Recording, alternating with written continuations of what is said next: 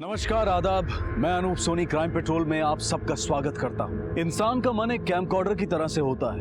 हम जो भी देखते सुनते हैं वो हमारे जहन में एक ऑडियो विजुअल की तरह से रिकॉर्ड होता रहता है। ध्वनि, शब्द, दृश्य, घटनाओं में एक बैड इन्फ्लुएंस भी होता है और जब बेलगाम मन बुरी चीजों से प्रभावित होता है तो वो सही और गलत की परवाह करना छोड़ देता है। ऐसा दिमाग कैंसर जैसी बीमारी से भी ज्यादा खतरनाक हो सकता है, क्योंकि जिस तरह से कैंसर धीरे धीरे पूरे शरीर में फैल जाता है, वैसे ये घिनौनी सोच रोग की तरह से पूरे समाज को तबाह कर सकती है।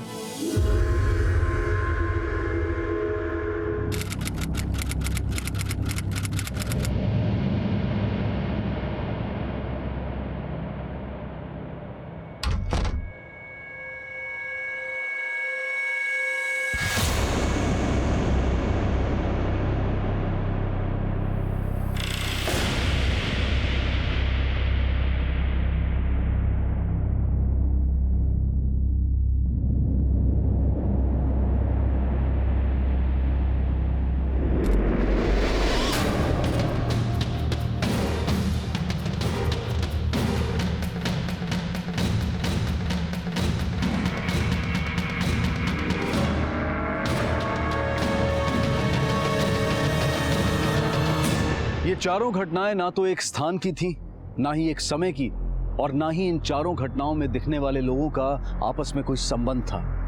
लेकिन इन चारों घटनाओं की पृष्ठभूमि एक ही तरह के अपराध में लिप्त थी। अपराध का असर हर जिंदगी पर अलग अलग था, लेकिन अपराध इतना घिनौना और इतने बड़े पैमाने पर हुआ था कि हर रोज एक नया चेहरा, एक नया नाम पीड़ित बनकर सामने आ रहा था।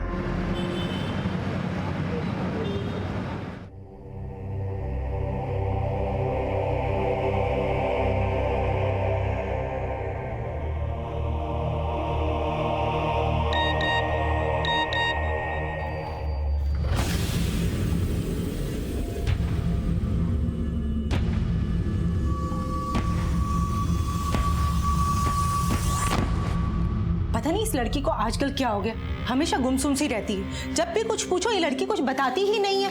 अरे इस उम्र में अक्सर ऐसा होता ही रहता है। क्या होता है? कुछ बच्चे पेरेंट्स के साथ सब कुछ शेयर नहीं करते। थोड़ा प्यार से पूछा करो, कहीं कोई अफेयर या ब्रेकअप वगैरह का चक्कर तो नहीं है? मम्मी, मैं कोचिंग क्लास जा रही हूँ। घर में चश्मा क्यों लगा रखा है? वो इन्फेक्शन हो गया है इसीलिए। अच्छा, मुझे देर हो रही है, मैं चलती हूँ।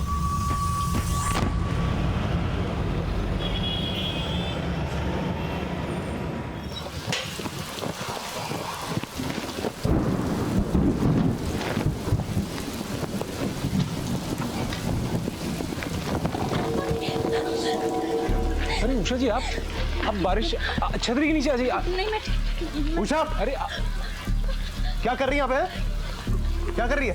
अपना रो रही है यहाँ पे? हैं? तेरा आशिक है ये? अरे तू चुप ही रह। चल चल, तू तो चल। अरे आगे रजनी, आजा बेटा, चेंज कर ले, मैं कुछ खाने के लिए लगा देती हूँ। मुझे भूख नहीं है। रजनी देखो, ये सब रोज रोज नहीं चलेगा। मुझे तुमसे बात करनी है, तुम चेंज करके बाहर आओ। बहुत हो गया ये सब। रजनी, मैं कह रही हूँ दरवाजा खोलो, बाहर आओ, मुझे तुमसे बात करनी है आज।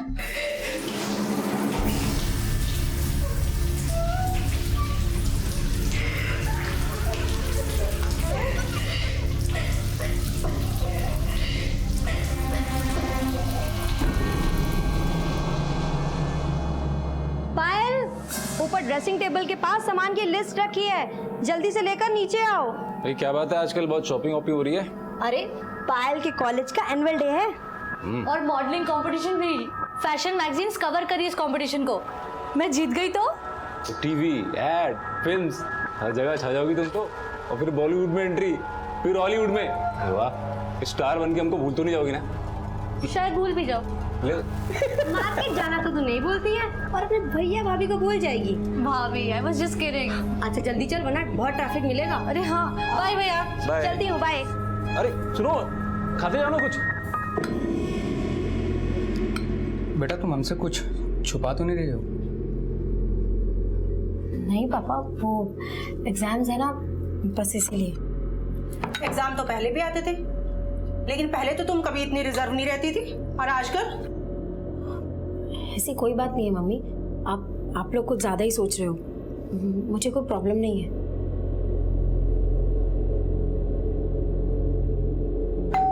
आ रहा हूँ भाई, आ रहा हूँ।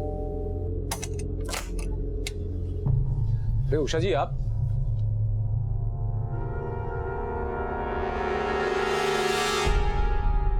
आपको तो बहुत चोट लगी है। आप अंदर है क्या? आप बैठिए इधर, आई। नहीं नहीं मानव जी, मैं यहीं ठीक हूँ। मेरी एक हेल्प करेंगे प्लीज? ये दवा मुझे लाके दे देंगे प्लीज? प्लीज मानव जी, मुझे बहुत दर्द हो रहा है।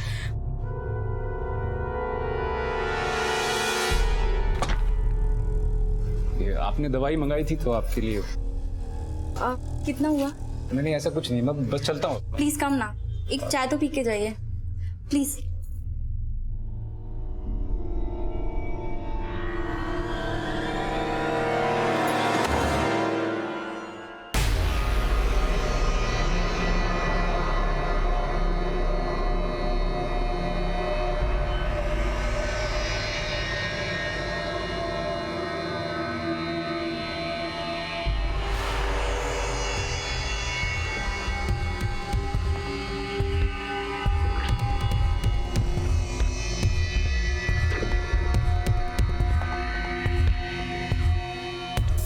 आप ठीक तो है ना?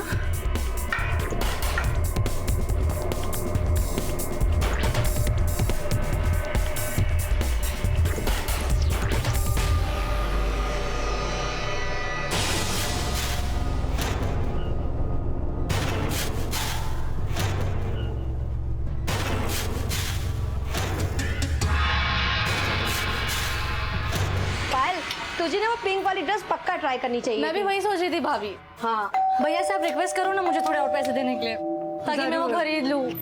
और पता है वो रेड वाली ड्रेस, ये तो वो भी बहुत अच्छी थी। बोल रहे हैं। लगता है शायद ना वो हेडफोन लगाकर म्यूजिक सुन रहे हैं। यू नो हाउ लगा के देखती हूँ। यहाँ भी नहीं है। पायल, तू जरा ऊपर देख कर क्या? अच्छा, चाय पिएगी तू? नहीं मन नहीं है।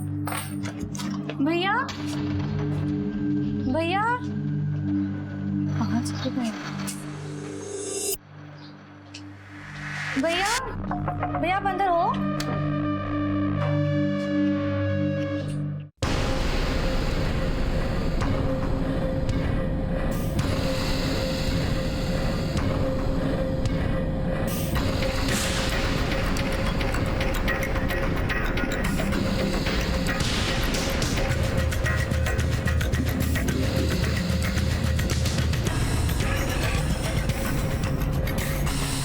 भाभी, हाँ, भैया तो ऊपर भी नहीं है। ऊपर भी नहीं है। हाँ, कहाँ चले गए? फोन करती हूँ।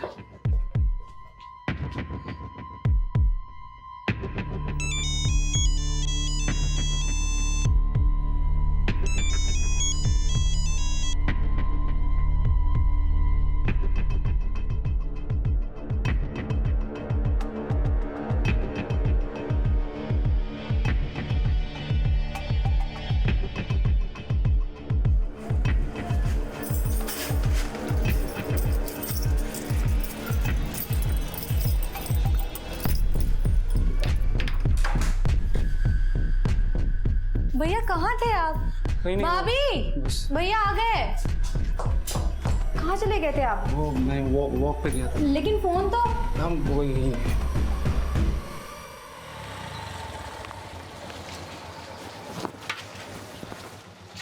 मानव जी नमस्कार।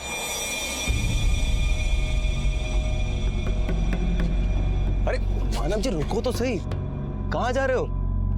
आप तो रूठी सनम की तरह कर रहे हो। देखो तुम देखो।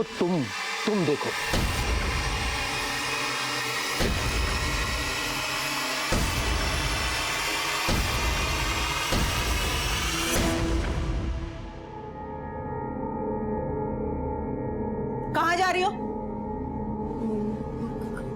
Coaching class. मैं वहीं से आ रहा हूँ। और आज क्या? पिछले 1 महीने से तुमने एक भी क्लास अटेंड नहीं की है। क्यों? चल क्या रहा है? झूठ क्यों बोल रहे हो तुम? नहीं पापा, आपको किसी ने झूठ बोला होगा।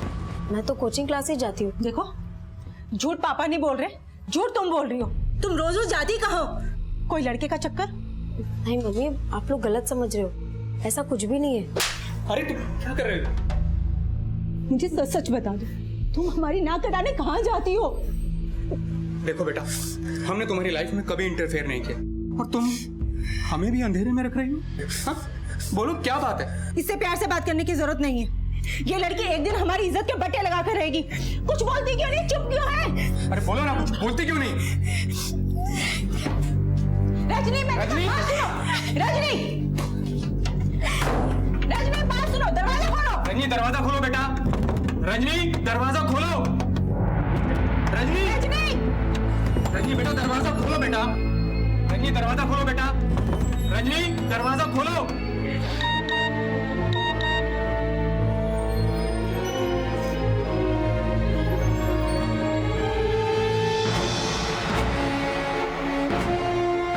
बेटा तुम हमसे कुछ छुपा तो नहीं रहे हो? ये लड़की एक दिन हमारी इज्जत के बट्टे लगा कर रहेगी। कुछ बोलती क्यों नहीं? चुप क्यों है? अरे बोलो ना कुछ।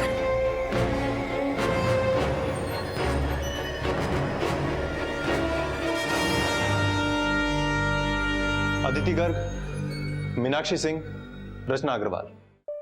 सर ये तीनों ही सुसाइडल केस है। अदिति गर्ग का सुसाइडल केस हमें सीलमपुर थाने में मिला था, मीनाक्षी सिंह का तिलक नगर थाने में और रचना अग्रवाल का कन्हैया नगर थाने में। सर मैंने इन तीनों केस की स्टडी की है। इन तीनों का आपस में कोई कनेक्शन नहीं है और ना ही इन लड़कियों के परिवार वालों का आपस में कोई कनेक्शन है। लेकिन एक ही हफ्ते के अंदर 3 लड़कियों का अचानक सुसाइड करना और उनकी सुसाइड की वजह सामने नहीं आना, इसका मतलब है वजह को छुपाया जा रहा है। और माना इनका आपस में कोई कनेक्शन नहीं है, लेकिन इनके सुसाइड की वजह एक ही हो तो? सर शादरा पुलिस स्टेशन से पता चला शादरा में एक और लड़की ने सुसाइड किया है।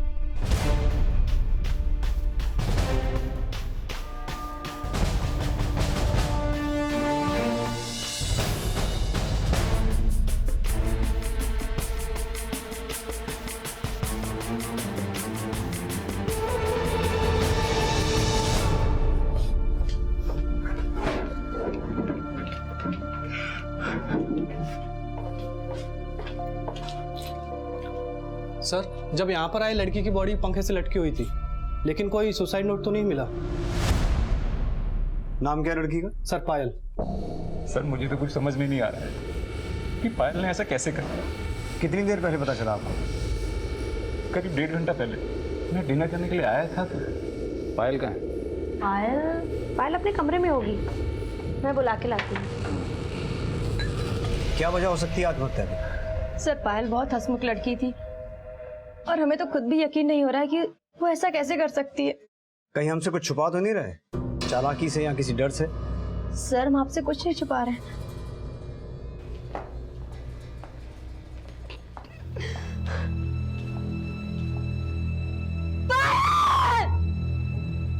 पायल जैन की आत्महत्या से पहले क्राइम ब्रांच अदिति गर्ग, मीनाक्षी सिंह और रचना अग्रवाल की आत्महत्या के केस री इन्वेस्टिगेट कर रही थी।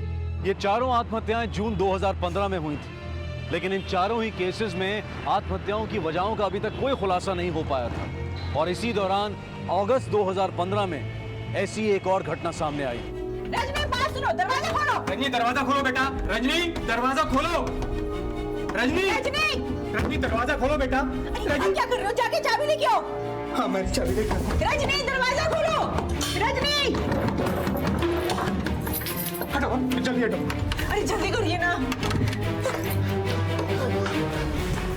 रजनी होश में आओ बेटा। डॉक्टर, डॉक्टर, हटो। रजनी, डॉक्टर कुछ नहीं हुआ बेटा। अरे वो हमारी डॉक्टर, डॉक्टर।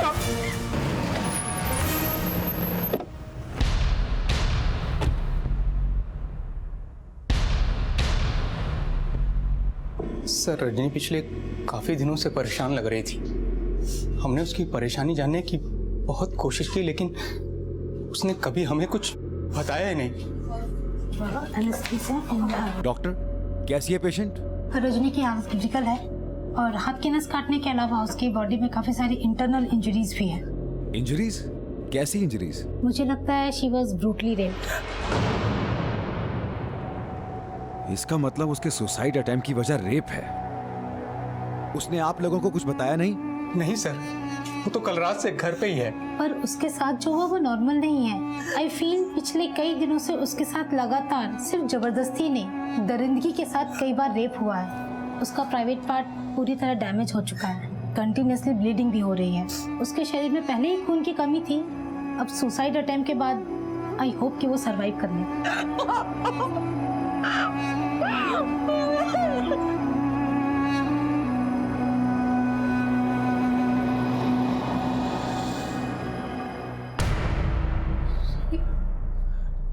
नहीं सर, पायल के साथ ऐसे कैसे हो सकता है? पायल की पोस्टमार्टम रिपोर्ट से ये साफ है कि जिस दिन उसने आत्महत्या की थी उसके साथ रेप हुआ था। शायद इसीलिए उसने आत्महत्या की थी। अब आप बोलिए, आपको किस पे शक है?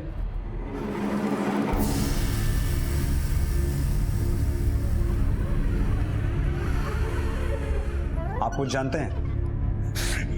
नहीं सर, मैं कुछ नहीं जानता। आंकड़े बताते हैं कि ऑन एन एवरेज हमारे देश में महिलाएं लगभग हर 6 मिनट में छेड़छाड़, हर आधे घंटे में शारीरिक शोषण और हर 1 घंटे में बलात्कार का शिकार होती हैं। ये क्रूरता का वो घिनौना चेहरा है जिनकी शिकार महिलाएं अक्सर आत्महत्या जैसा कदम उठा बैठती हैं। पायल जिस घिनौने अपराध का शिकार बनी थी, उस फेहरिस्त में अब रजनी का नाम भी शामिल हो गया था। और इन मासूम चेहरों से जिंदगी की उम्मीद छीनने वाले अभी तक पुलिस की गिरफ्त से दूर थे। लेकिन ये उम्मीद की जा रही थी कि जिंदगी और मौत से लड़ती रजनी को शायद जिंदगी नसीब हो जाए।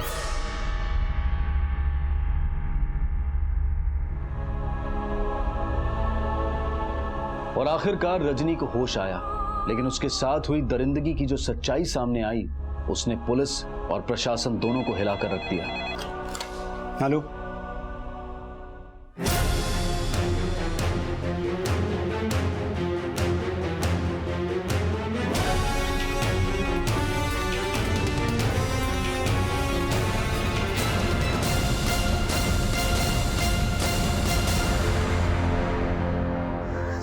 सर, मैंने कभी नहीं सोचा था कि अंकित मेरे साथ। कौन अंकित? मेरा क्लासमेट। उसने अपने फ्रेंड्स के साथ मिलके मेरे साथ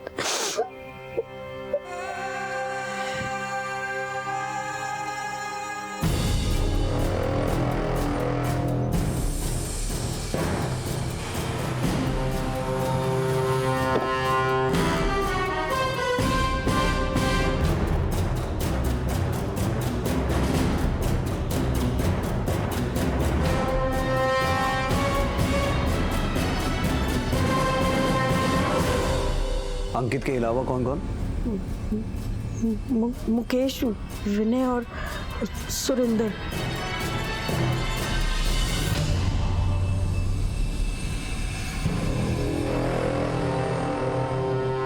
अंकित मेरा बॉयफ्रेंड था। I trusted him।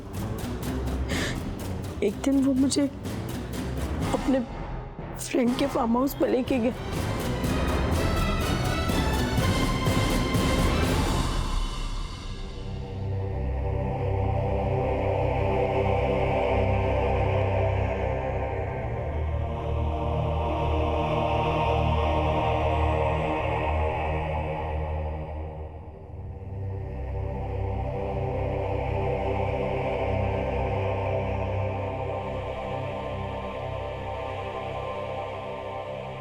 और वहाँ चारों ने मिलके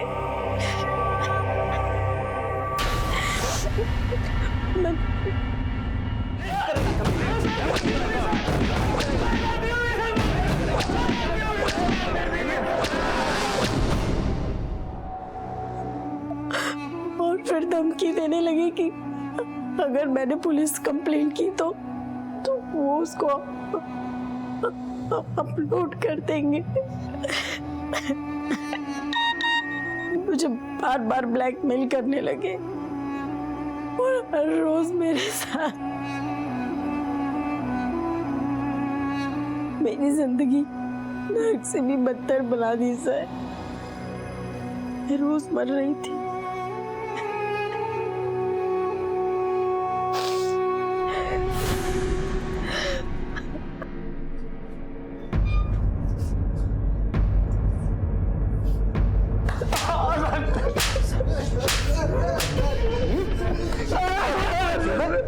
बच्चू लूटती है, रेप करोगे, वीडियो बनाओगे, हाँ? गलती हो गई सर, गलती हो गई सर, गलती। क्या किया वीडियो का? अपलोड किया? नहीं सर। तो फिर वीडियो बनाया क्यों? गलती हो गई सर, गलती हो गई। कहाँ है वीडियो? मोबाइल में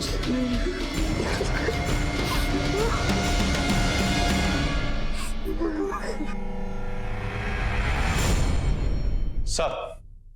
सर अंकित और उसके दोस्तों के रूम से ये लैपटॉप, कुछ हार्ड डिस्क और पेन ड्राइव भी मिले हैं। चेक करो।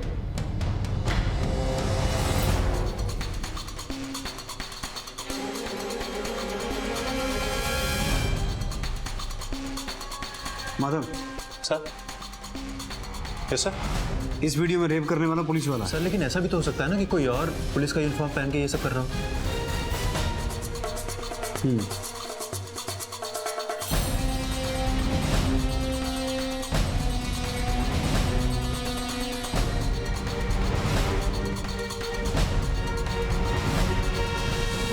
ये लड़की पायल है ना? हाँ सर, ये तो पायल ही है।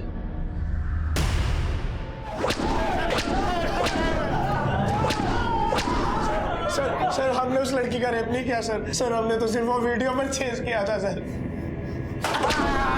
सर सच कह रहा हूँ सर। सर वो वीडियो देख के तो हमें रजनी का वीडियो बनाने का आइडिया आया था। कहाँ से परचेज किया था? सर लाल कुआं से सर। कौन सी दुकान से, नाम बताओ उसका। दुकान से नहीं किया सर।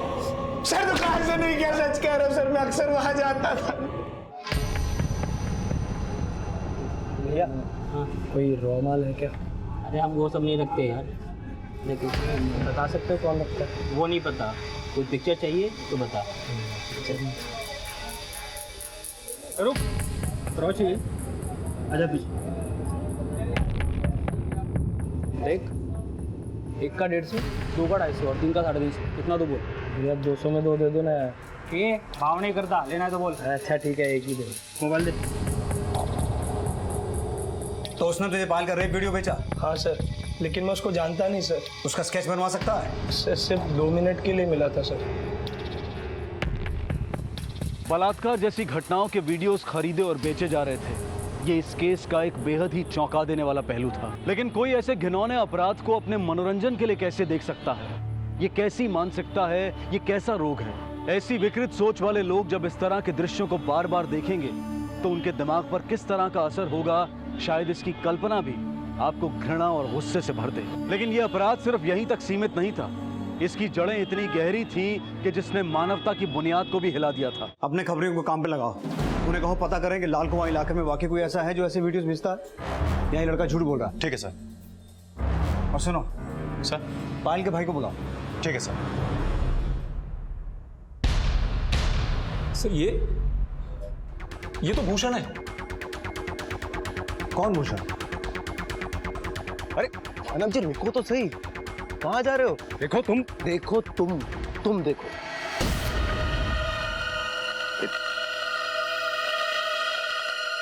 देखो मेरी बीवी तो मेरी कभी थी ही नहीं। मैं तुम्हारी बीवी को तुम्हारी सारी सच्चाई बता दूँ। बीजू को कुछ मत बताना प्लीज। ठीक है, नहीं बताऊंगा। तो फिर एक काम करो, तुम्हारी बहन पायल को मेरे घर भेज दो। पायल क्यों? देखो मैंने अपनी बीवी के हाथ पैर तोड़ दिए हैं, उसकी मरहम पट्टी के लिए पायल को भेज दो। नहीं तो वो यहाँ पे आएगी, हल्ला गुल्ला मचाएगी और तुम्हें पता है तुम्हारी बदनामी। नहीं ठीक है, मैं और एक काम करना, कल सुबह 1-1.5 लाख रुपए भेज देना। 1.5 लाख? हाँ ठीक है। सर मैंने 4 बजे पायल को भूषण के घर पे भेजा, उषा की मरहम पट्टी करवाने के लिए। उसी रात पायल ने सुसाइड कर लिया, और जब मैं भूषण के घर गया तो वहां ताला लगा हुआ था। उनके मकान मालिक से पता चला कि वो लोग उसी रात को घर खाली करके चले गए थे। तुम्हारी बहन के साथ रेप हुआ, उसने आत्महत्या की, और पिछले 2 महीने से तुम खामोश हो। मेरी समझ नहीं आ रहा था कुछ भी कि मैं आपको क्या बताऊं। ये सब मेरी वजह से हुआ है। आज मेरी बहन छेड़खानी, मॉलेस्टेशन और रेप जितने गंभीर अपराध हैं, उससे कहीं ज्यादा गंभीर विषय यह भी है कि ऐसे अपराधों की अक्सर पुलिस रिपोर्ट तक नहीं की जाती, और ये ऐसे अपराधियों को और ज्यादा बढ़ावा भी देता है।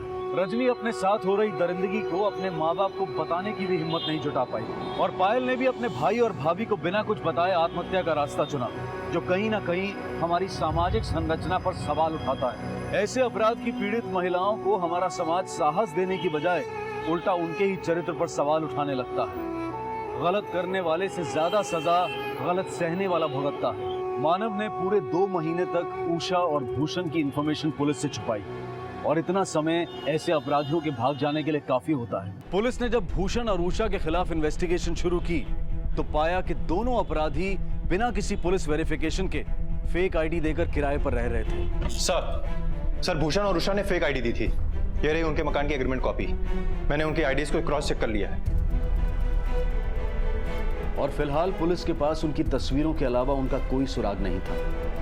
साथ साथ पुलिस इन्फॉर्मर्स ये पता लगाने में जुटे थे कि क्या पायल और दूसरी लड़कियों के रेप वीडियोस वाकई में पॉर्न देखने वालों को बेचे जा रहे थे। इंग्लिश नहीं, रॉ माल चाहिए। एक वीडियो हमारे यहाँ नहीं मिलता ऐसा। आजकल हालात बहुत टाइट हैं और वो अब इस मार्केट में नहीं मिलता। कहाँ मिलता है?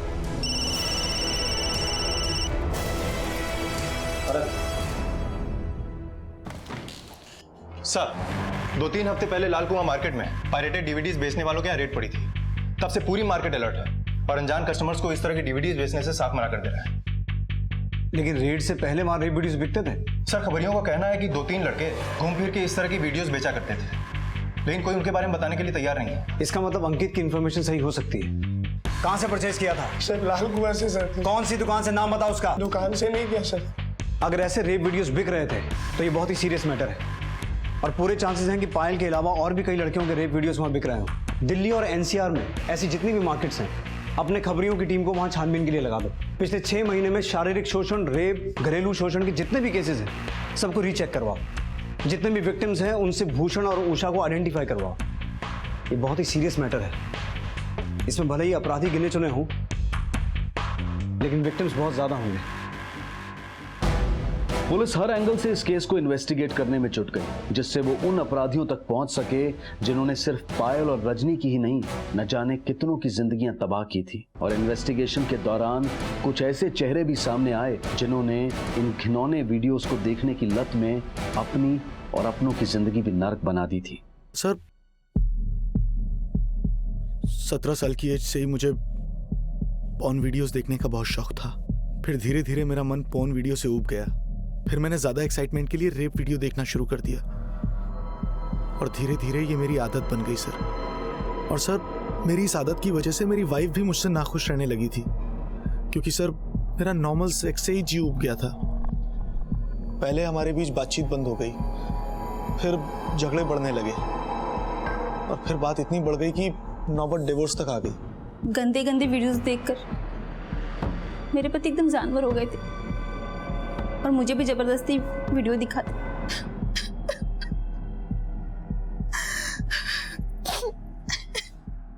देख, यही वीडियो देखकर रेप कर रहा था ना मेरी वाइफ का। एक बात बता, पुलिस वाला तो तू नहीं है, फिर पुलिस की यूनिफॉर्म पहन के अपनी वाइफ के साथ रेप क्यों करता था? वो वीडियो देखकर आइडिया मिला था। आइडिया मिला था? कहां से मिला ये वीडियो? कई हफ्तों की इन्वेस्टिगेशन के बाद आखिरकार पुलिस को रेप जैसे वीडियोस बेचने वालों तक पहुंचने का जरिया मिला।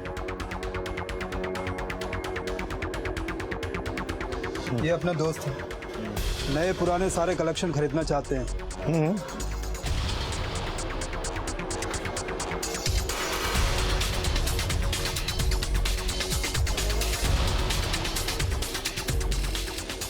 अच्छा क्या बढ़िया। तो फिर आ गया, बोला माल नहीं है। अरे मुझे नहीं चाहिए, इन्हें चाहिए, दोस्त है मेरे।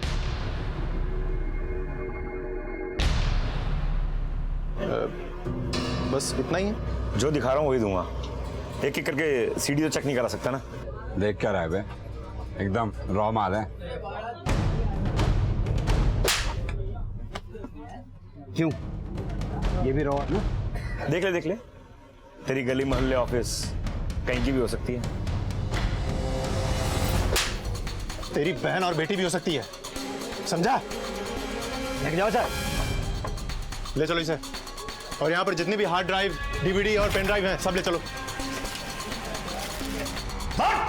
सर हमें कुछ नहीं पता सर, वो लोग कहाँ से लेके आते थे हमें कुछ नहीं पता, हम तो बस खरीद लेते थे सर। नाम क्या है उनके, नाम बता। सर नाम नहीं पता था, सब 5-6 लोग हैं, सब नाम नहीं बताते ना नंबर देते हैं सर। हफ्ते 10 दिन में आते हैं बस एक बार सर, बस। ये दोनों भी आते थे सर? इस लड़की का तो पता नहीं, हाँ पर ये आदमी आता था सर, पिछले 1 महीने तक आता था सर। माधव सर शायद ये जानते हो ये कौन है, उनके नाम क्या है। एक काम करो, इन्हें मालपुआ खिलाओ, शायद इन्हें याद आ जाए। सर भारत में पॉर्न वीडियोस बनाना और बेचना कानूनन जुर्म है, जिसके लिए 5 साल से 10 साल तक की सजा हो सकती है। लेकिन इस केस में जो कुछ भी सामने आया वो कहीं ज्यादा शर्मनाक और नीचतापूर्ण अपराध था। रेप जैसे अमानवीय और घिनौने अपराध को रिकॉर्ड करके खुलेआम बेचने के इस खुलासे ने पुलिस और प्रशासन दोनों को सख्ते में डाल दिया। ऐसे अपराध को रिकॉर्ड करके उनका बाजार पैदा करने वाले सिर्फ कुछ ही अपराधी पुलिस की गिरफ्त में थे, लेकिन उनको बाजार देने वाले लोग हम में से ही हैं, जो अपने घटिया मनोरंजन के लिए अपनी आत्मा को मारकर दिल बहलाने के लिए ऐसे लोगों को बढ़ावा देने की भूल कर बैठते हैं। लेकिन किसी मजबूर की चीखें किसी को मनोरंजन कैसे दे सकती हैं? क्या इंसानियत इतनी सस्ती हो गई है कि किसी पीड़ित के साथ हुई अमानवीय क्रूरता को सस्ती सी कीमत देकर खरीदा और बेचा जा सकता है? सर मैंने इन दुकानदारों को बहुत तोड़ा, पर ये लोग किसी को नाम से नहीं जानते, तो मैंने रेप वीडियोस देने वालों का स्केच बनवाने के लिए बोल दिया है। एक काम करते हैं माधव सर, इनके पास से जो वीडियोस मिले हैं उन्हें क्लोजली देखते हैं, शायद उन वीडियोस में से उन क्रिमिनल्स का कोई ना कोई क्लू मिले। सर पुलिस ने जब ये वीडियोस देखने शुरू किए तो आत्महत्या करने वाली अदिति, मीनाक्षी और रचना के भी चौंका देने वाले रेप वीडियोस सामने आए, और उनके अलावा ऐसे कई नए पीड़ित भी सामने आए जिनके साथ हुए घिनौने अपराध को रिकॉर्ड करके खुलेआम बेचा जा रहा था। पीड़ितों की फेहरिस्त बढ़ रही थी और उनके साथ हुए गुनाहों के कई मंजर बेहद ही दिल दहला देने वाले थे, लेकिन ड्यूटी के फर्ज और जल्द से जल्द अपराधियों तक पहुंचने के जज्बे में पुलिस उन दृश्यों को देखने पर मजबूर थी जिन्हें देखकर किसी की भी रूह कांप जाए। इन वीडियोस में कुल 106 विक्टिम्स हैं, और हम जिन्हें ऑलरेडी जानते हैं वो इसका 1/4 भी नहीं है। पता करो बाकी के विक्टिम्स कहाँ हैं, किस नरक में सड़ रहे हैं, जिंदा भी हैं या गुमनाम जिंदगी बन के रह गए। सर विक्टिम्स 106 हैं, लेकिन यहाँ अपराधी भी कुछ कम नहीं है।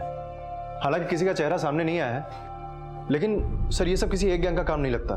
सर लोकेशंस में फोकस करें तो कुल 17 लोकेशंस हैं, और अगर ये गैंग्स अलग अलग हैं तो कुल 17 गैंग हो सकते हैं। हाँ सर। लोकेशन की स्टेज दिखाना।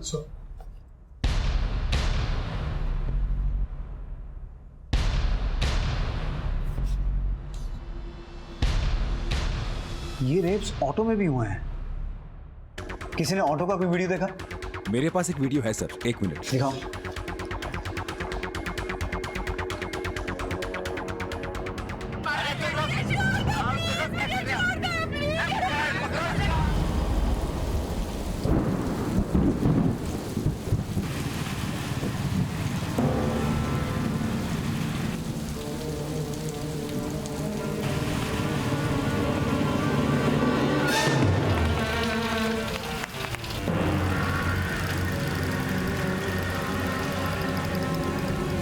सर रोहिणी से एक 14 साल की लड़की किडनैप हुई है।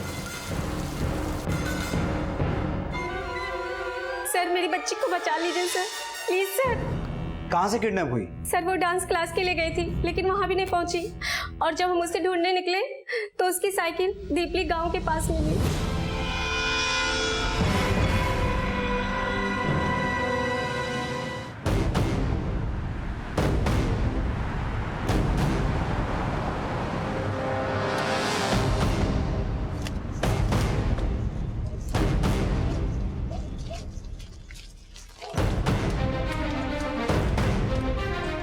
अगर ये किडनैपिंग उन्हीं रेपिस्ट में से किसी ने की है तो इसके पूरे चांसेस है कि धोनी को भी ऑटो में किडनैप किया गया।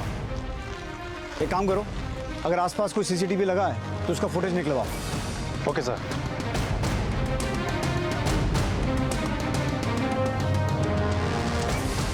दिनेश ये ऑटो का नंबर देखो, पता करो किसके नाम पर रजिस्टर्ड है। नरेंद्र सर इन तीनों लड़कों की फोटो सर्कुलेट करवाओ। Okay sir. माधव तुम पता करो इन तीनों लड़कों का कोई क्रिमिनल बैकग्राउंड तो नहीं है। Okay sir.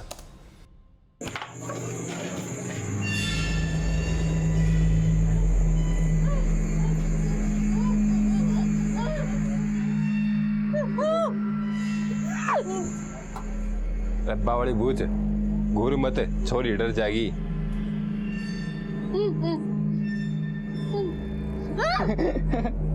कोरिया छोरी, पहला नंबर मेरा होगा। गाँव बसा नहीं लुटेरे पहले आ लिए।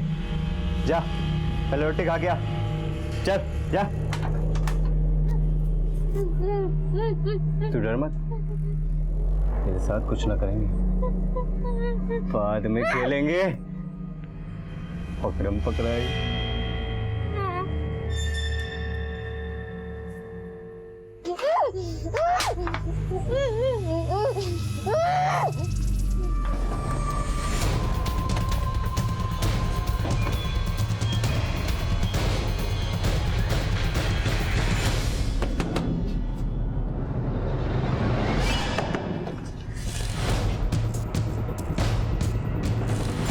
हाँ साहब, ये रिक्शा मेरा ही है। मैंने इसको चलाने के लिए अभय चौधरी को दिया है। इनमें से कौन है अभय चौधरी?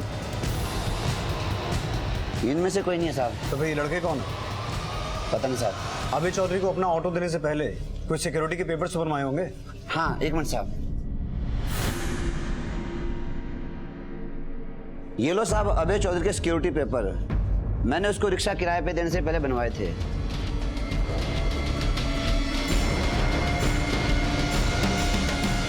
यही है अभय चौधरी? हाँ जी साहब।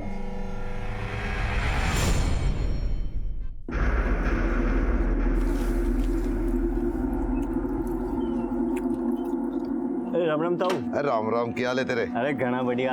छोरी कहाँ है? अंदर है। अंदर है? आज जा फिर। आज जा।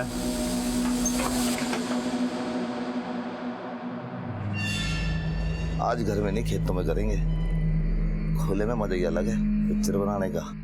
ओके ठीक है सर। इन तीनों में से दो का क्रिमिनल रिकॉर्ड है। छेड़खानी और धोखाधड़ी के मामले में पहले भी जेल जा चुके हैं। इनका नाम है मदन बिस्ट और सुजान सिंह।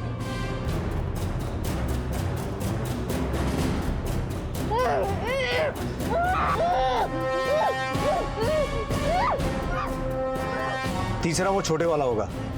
कहाँ के रहने वाले हैं? कंझावला सर। हेलो सर, उस ऑटो ने अभी रोहिणी सेक्टर 22 का सिग्नल क्रॉस किया था। इसका मतलब है धोनी को लेके कंझावला ही गए हैं। Baldev, Kanjhawala road, quick.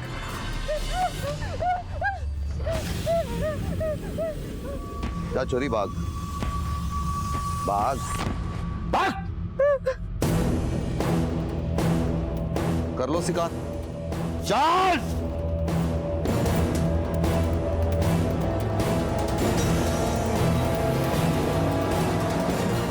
Sir, अभय चौधरी की हिस्ट्री भी निकल चुकी है। वो फ्रीलांस वीडियोग्राफर भी है। इसका मतलब ये वही रेपिस्ट हैं जो लड़कियों का रेप वीडियो बनाते हैं। बलदेव जल्दी।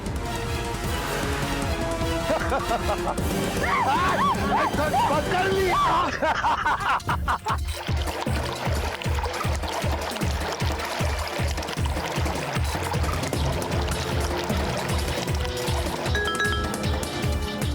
सर, अभय चौधरी का नंबर भी मिल गया। Trace it, quick.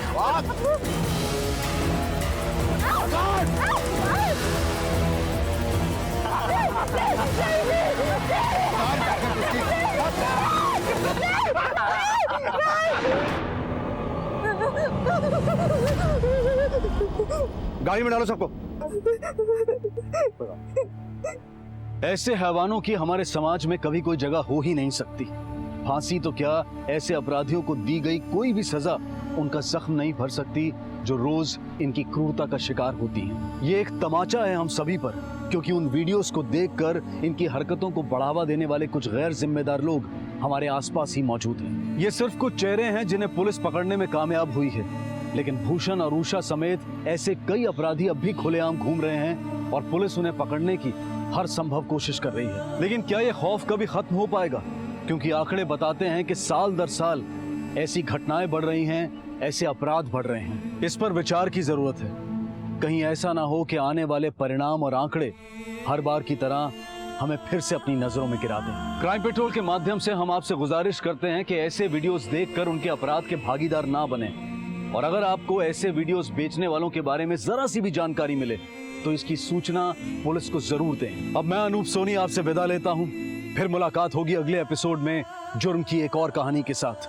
तब तक अपना और अपने परिवार का ख्याल रखें और देखते रहें क्राइम पेट्रोल डायल 100। सबक एक को सीख हम सबको।